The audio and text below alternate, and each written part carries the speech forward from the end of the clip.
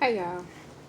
So I'm sitting here watching this documentary, and I think I'm gonna do a review on it one day, but that's not the purpose of this video. The purpose of this video is that I have been watching a lot of women that have been traumatized different kinds of ways, and the woman said it's important to heal your inner child. So I want to talk about that because I know for a fact a lot of people, their chakras could be unaligned and things can be going on, but they can't figure out what quite to do to balance themselves out. And it's really important to heal your inner child. How do you know if your inner child isn't healed? So if you have mommy issues, daddy issues, issues with always trying to prove someone right because you've always tried to prove your parents right, like maybe you wanted to go to college but you didn't want to major in criminal justice. You want to be a psychologist, or maybe you took this field on because your dad took this field on, or your mom took that field on, and they put that pressure on you. And now, years down the line, you're good at that job, you're good at that career, but you're not happy. You're not happy. So you can have, animosity towards them. Some people just put up with their parents. They really don't like them. You know what I mean? And that can be, mommy daddy issues, and that can cause things to stem from a childhood and go further on out even through to your adulthood, because you're constantly trying to, please them. And so that can become a problem. You can always have this mindset where I'm going to show you I can do this. I'll do it my way. You know what I mean? I hear a lot of people say that women have daddy issues, and that can be hard on a relationship. And I know, me personally, I believe that I've had some daddy issues. My daddy issues lie where, I think I talked about this in another video, but how can a man be married to a woman, they conceive a child together during marriage, the marriage doesn't work out, they split, and then the man doesn't care anything about the child there on out. You understand what I'm saying? So that was my daddy issue, people going and coming out of your life. So that was my issue, and I had to try to learn and understand and build, myself up from that.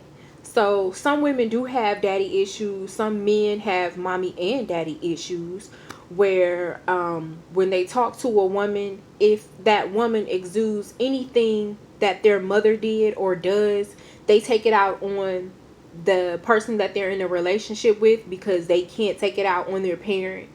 Or daddy issues, same type of situations. So it is very easy to fall into those situations, and you do have to heal your inner child. This documentary that I was watching, oh, these women have just been through it, and I'm just really thankful for my mom, for always protecting me.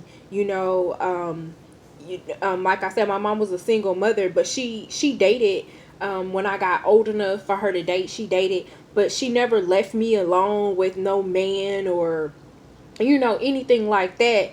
And I'm watching these videos, and these young ladies are talking about how their mother, sent them somewhere to go live with other people, or things like that. And I'm not judging nobody's circumstance. I'm just making valid points here. What I believe is valid points. And so and things happen to these young women. They were molested, they were mistreated mentally and physically. And so the young lady on here was saying that, in order for her to progress to the next level in her personal life, she had to heal that inner child. And so um what I had to do when I wanted to heal my inner child, The things that got me, like I said, was the daddy situation.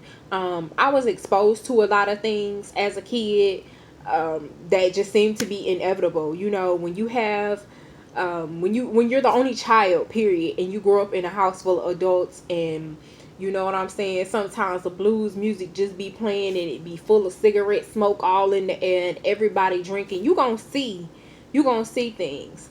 And so it's weird because I grew up in a secular house, but I also grew up in a super religious home. It's just weird, you know.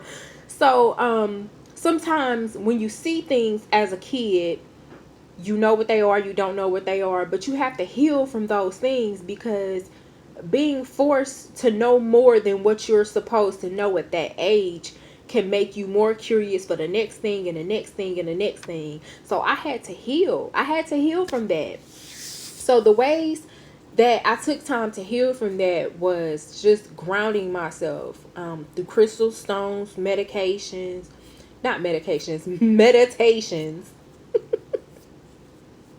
some herb, meditation, people, meditation, and just grounding myself as much as possible, and understanding that some things, good and bad, make us who we are, and we can't help those things. But what we do in the future, in the present, and in the future is totally our responsibility. I tell my uncle this all the time. Once we turn, and I say 16, once you turn 16 years old, you can no longer blame your parents for what has happened to you, or what is happening in the future. Because once you're 16, you're like a junior, senior, you're old enough to know right from wrong. You can start making your own decisions, and you can't judge your parents no more. You know, I said this on my birthday video. I'm in my 30s, and I'm reliving my mom's life in my head, because you know, when she was the age that I am now, I was a certain age, you understand? And I'm starting to remember, I'm starting to put them close together, you know, and say, wow, you know, when my mom was my age, I was 8, 9, 10 years old. And I try to figure out what kind of person I am right now and how I feel. What would I feel like if I had a 10-year-old child right now? I just can't fathom that thought. I really cannot fathom that thought. I have friends who have kids all the way from 3 to 4, all the way up to 16, 17 years. I cannot fathom the thought. So, one of the reasons in the past why I couldn't fathom the thought of having a child is because I believe that I was robbed of some things in my childhood. You know, just being happy because of people teasing me in school. Um, Always having to go to the principal's office all the time because of my mouth. The outcome was always seeing what I did. But what the person did to push me to get to the point where I ended up in the principal's office, that was never seen. So it was always the issue. I was always in the office. You know, people used to be like, "Man, you bad in school. You bad in school." But you know, you people never knew what I went through, what people said to me, or what was going on. So I had to heal from those things. And like I said, I had to do that through meditation, grounding myself, grounding exercises, crystals, stones, couple Reiki appointments, just things to just fix my aura, fix my mindset. And see, people sometimes, you know, they come to you like these groups on Facebook from elementary school and people like that, and they'll say, remember this and remember that, and they'll post a picture, and I'll be like, I have no clue what the hell you are talking about. I have grounded myself so much, I didn't forgot all of that stuff. I didn't forgot it because it's not important to me. Those years didn't matter to me. So whether you can ground yourself so good and forget completely, or whatever you have to do during some type of meditation, speaking to someone might help you. You know what I mean? It doesn't necessarily have to be a psychologist or a psychiatrist. Just someone, get in a group, do something, but you have to heal your inner child. So that's the point of this video.